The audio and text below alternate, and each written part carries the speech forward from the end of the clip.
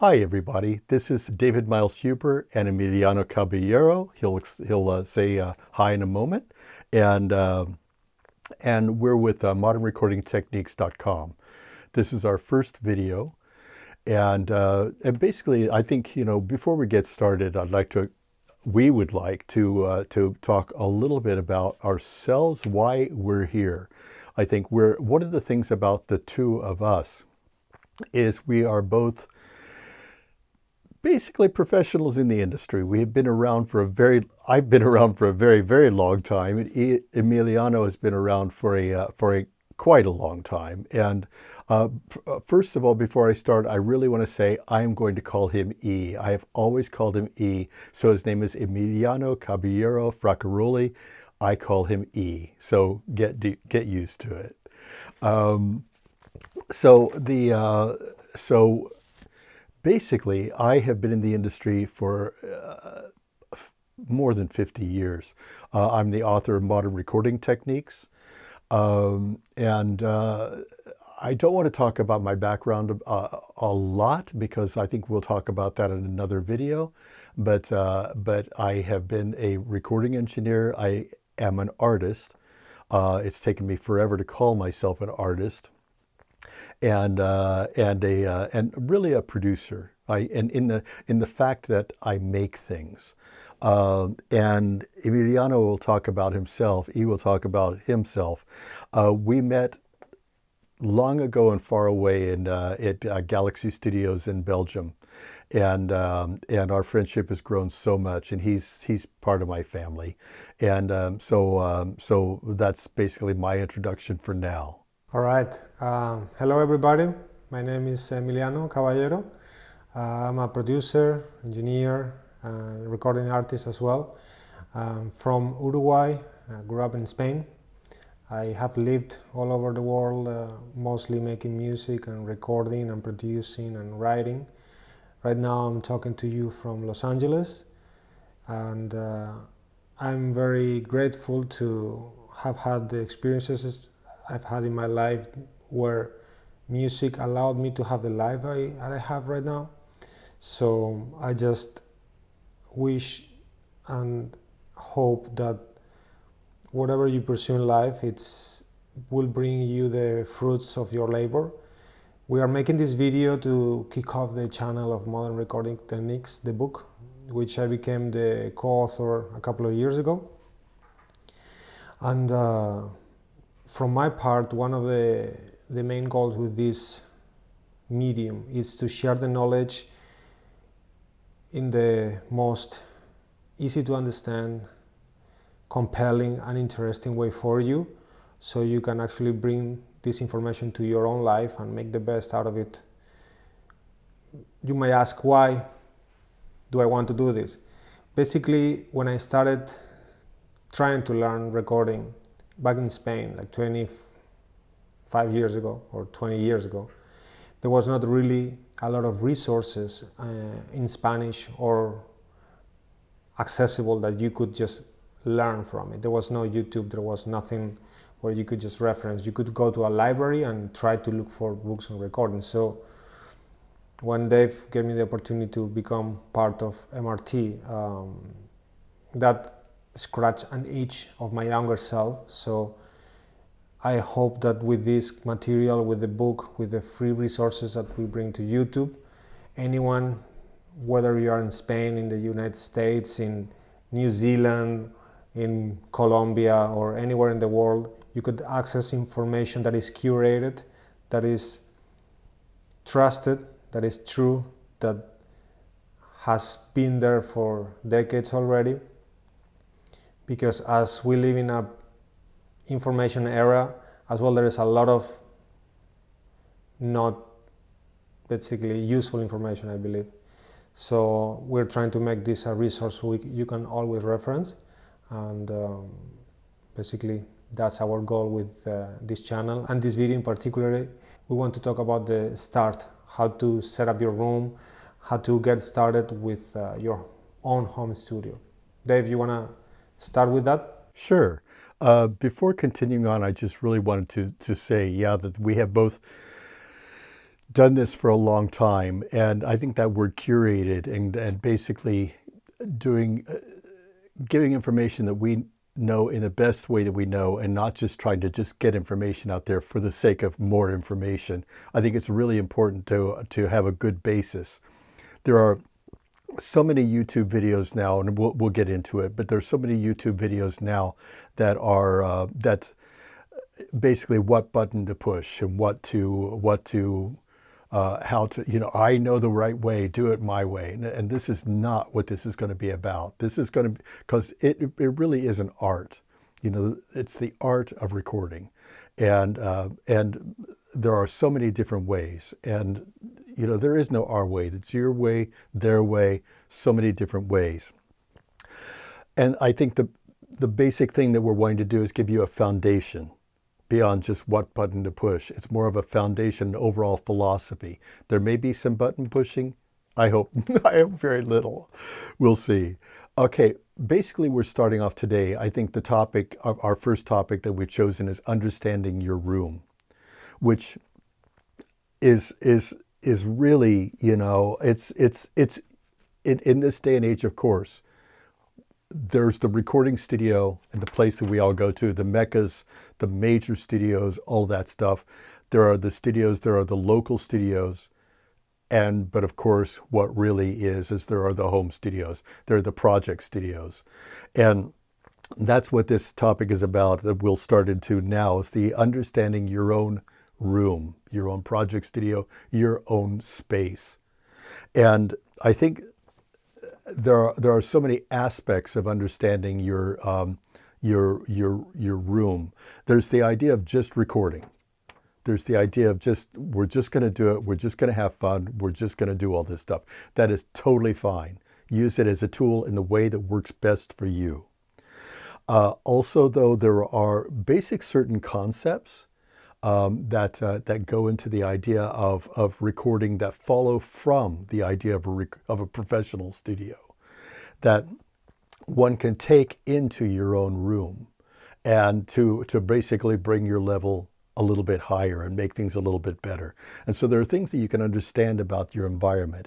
And I think that's the thing that we want to stress this morning is understand the environment that you're in, use it to the best capabilities that you can, apply almost a sense of almost professionalism, if you want, to the level that you want to in your own room, to basically make the product, the production, better. So starting out here, we have a list here, and starting off with understanding your acoustics. And of course, understanding your acoustics is like, that's one of the biggies. I've always been so jealous, really, of painters, because when you paint on a canvas, you're just painting, and you're painting on a canvas, and it's there. I mean, you can change things with lighting. You can change things with take it out in the sunlight, put it in a dark room. You can do all that. But basically, the paint is on that surface. Professional audio does not have that luxury.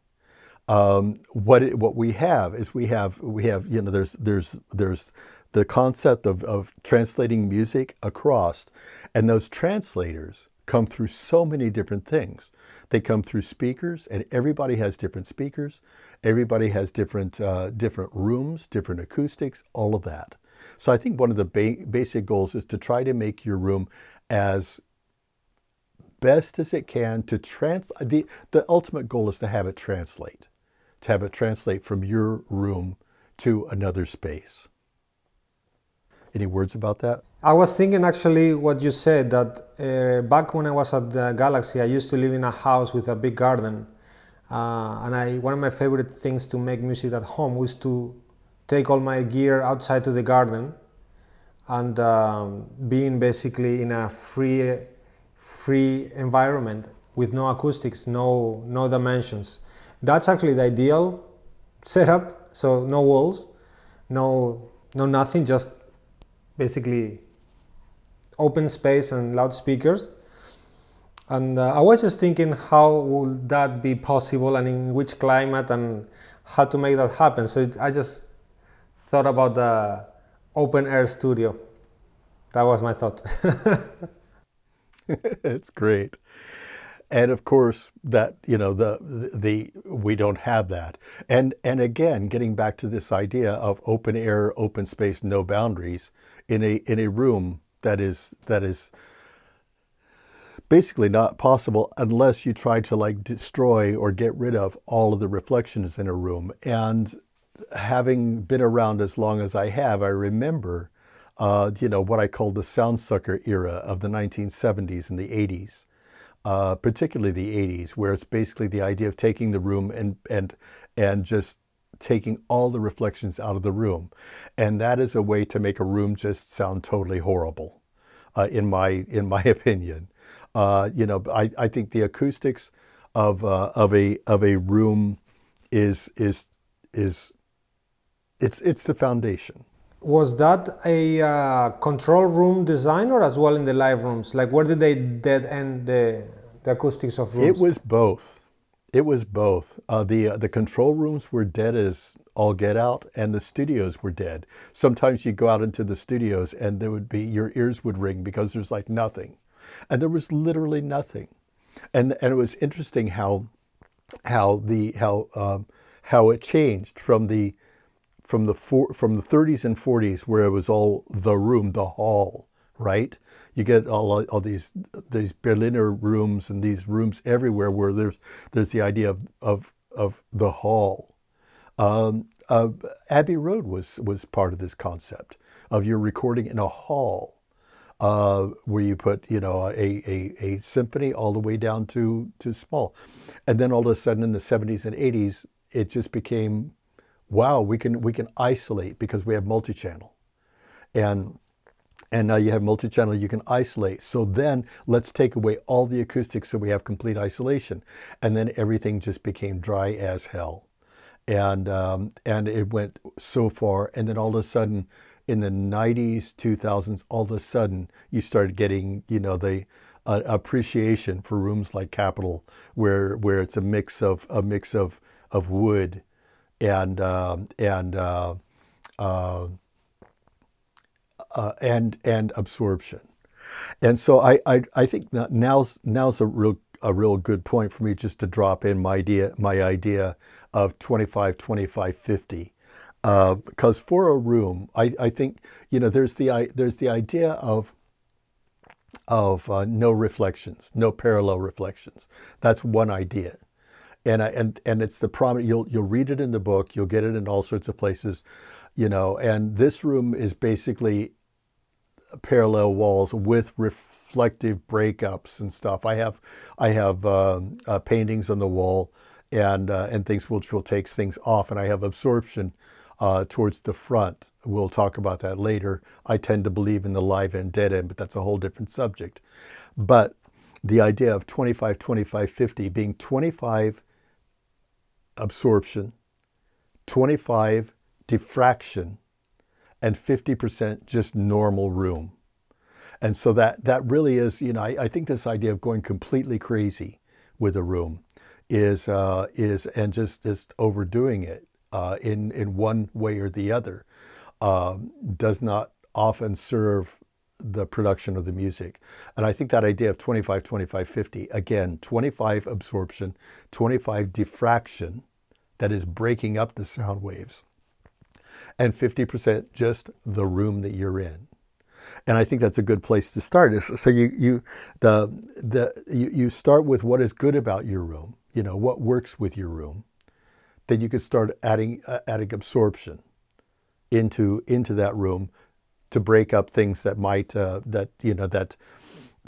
cause problems in the room, but not to overdo it. I have this thought where, if I will be 16 years old, starting out, two things I don't have the knowledge of what sounds good, and I don't have the knowledge on how to make a bedroom sound good. Like, what are let's say a few things that someone can do to getting to know their room and getting to know sound. Like, I think the first thing is to be able to differentiate. Okay, that's a good recording that from a not so good recording.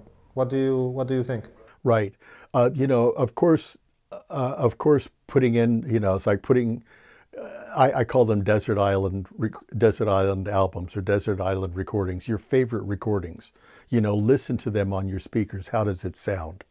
Um, and how does it sound in your room? What are your desert island records? My personal desert island is wow. It starts off with Roxy Music's Avalon. If I walk into a room and I want to hear something, I will put on Avalon. Clear Mountain did that. It's one of my ultimate definitive things. It's just so well produced. It's well everything. The other one is by both our personal good friend Rafa Sardinia. Rafa did Romances by Luis Miguel, which nobody in the U.S. knows about, and everybody in Mexico knows about. Probably most Latin countries. Is that album? I wonder. Is that album known in Spain? Yes. I Yeah, wonder. it's I would think so. I've heard it on the radio since I was a kid. And Rafa recorded that when he was like 23 or something like that. But anyway, that's one of my desert islands. Asia by Steely Dan, of course. What's your fave? One of the best sounding records that I love, it's the first Dire Straits album. Then, for example, I love Toro 4 with Africa and Rosanna. Those are really pristine records. Some of the Jeff Buckley, like Hallelujah, and at that era of acoustic recording, it's excellent. And actually, there is the last or the second Mark Knopfler album recorded by Chuck Ainley, Shangri-La and Golden Heart. Those are, some of the best sound recordings of the last probably 40 years. Yeah, baby. So then you asked, what? So the idea is to put on those albums. How does it sound? Does it sound natural? Does it sound boomy? And of course, like E just said, it's really hard for a beginner to really know. And I think one of the real premises of all of this, is that it's a phrase that I've used forever. It's like wherever you may be, there you are. When you're starting out, you are starting out, and that's okay. And with buying equipment, with buying speakers, with setting up your room, when you're starting out, you're just at the beginning point, and it all works from there. So wherever you may be at that particular point in time, that's where you are, and that is totally okay. I think the main thing is the desire to grow, the desire to do better.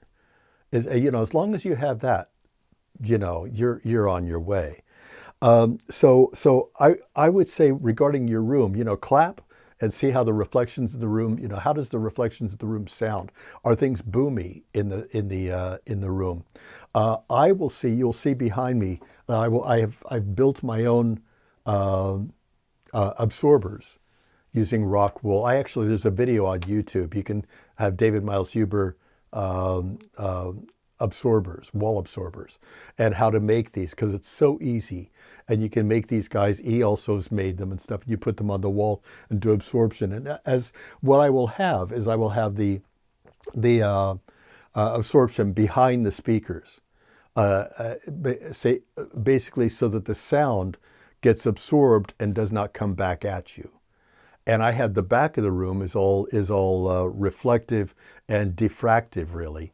And so the sound comes back at you from the rear, which is that live end, dead end. You might look into the idea of live end, dead end.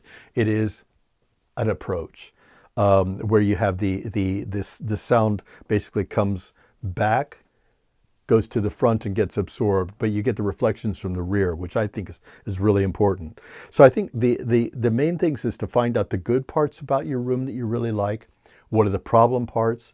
And start addressing the problem parts. And again, on the web, there are videos everywhere, so there are videos just everywhere to be able to look at your solutions and then find the solutions that work best for you. So with the problem parts, you can start addressing those. For the next topic, which is like how to understand your speakers, how to trust them, and what would you recommend to what speaker would you recommend to someone starting out and not spending a lot of money? Speakers are also very individual. You know, I love my speakers. No, I love my speaker. It's all a very personal taste thing. I have a history, a personal history with speakers. I mean, everybody who's been in it has a personal history. And my personal history is that I started out with, well, my first ones were LS-35As, but that's a whole different other topic. But I started off really, I would say, with the production with Event 2020s. And everybody's going, what's an Event 2020? An Event 2020 is just a really high quality bookshelf speaker that was really good, self-powered. It was one of the, not the first, but one of the first self-powered monitors. And boy, were they good. And then I went, oh, okay, because my love for the British sound of speakers, I went, okay, I'm going to buy these super high-end Ferraris. And the speakers that I had, 5 years ago, I think, on the front end of these speakers, each of those speakers cost $6,000. They were basically Ferraris. So I basically had Ferraris in this room. And they sounded wonderful. And I found that I had a difficult time trusting them. And you were always second guessing. And I basically sold them all. And I replaced them with JBL Series 3s. And these speakers are cheap AF. They're really inexpensive. They are one of the good beginner speakers. So JBL Series 3s. And you can get them for $200 a piece. At Christmas time, you can get them for $100 a piece. And this gets back to the idea of concepts. Do they sound fantastic? Do they sound like a Ferrari? Do they sound just, oh my God? No, they don't. Actually, they sound really good. But do they sound, what do they sound? They sound right. And I think that that's a really important thing when choosing a speaker. Does it sound right for you? When you listen to your Desert Island albums, when you listen to people who you respect, does it sound right? And this is a point.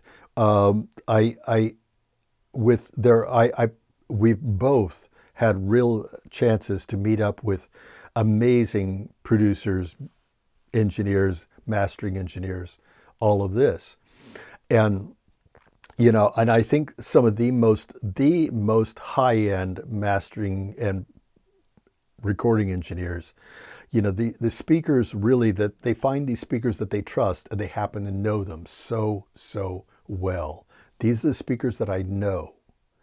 And so it's like, if there's something wrong, they will hear it because they've been with these speakers for so long.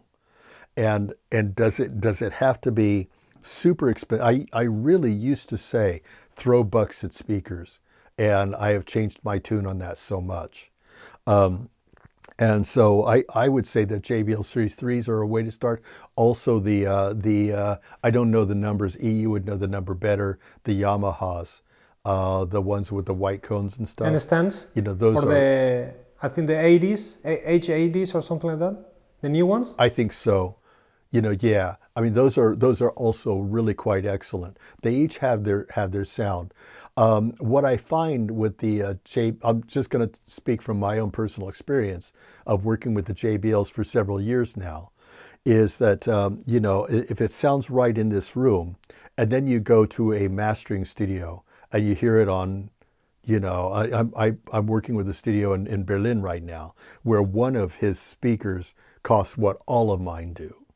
And, and the thing is this room sounds 95% there. and then you put it onto those systems and it just gets slightly better, you know. And that's really a mark of a good speaker set, you know. But it really comes down to your choice, what works best for you. Everybody has their personal faves. Your thoughts about this? That's exactly what I think. It's like